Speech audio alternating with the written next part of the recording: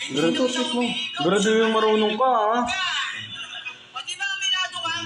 Elementary pa lang kamo ako, nagsasabukan. Aray, oh. Putang ina, oh. Wala pa nga eh. Marunong ka ba talaga?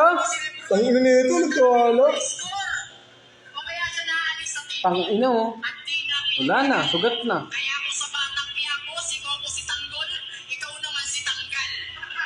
Putang ina, maahit lahat yan yan. Wala na nga natira, eh. Ngayon sa'yo mas bagay at may patunay. Ayaw mo makaputol eh. Nasa eksena, Tanga naman ito mag-aawak. Marunong ka ba talaga? Pakilan to, kapal na mukha. Sumali pa lang isang buhay ngayon. Isang round nga, di mo mabuo. Ito pa kanyang isang taon. Pero si Saito, kanon yan. Kaya palaging sinasalang sa gera.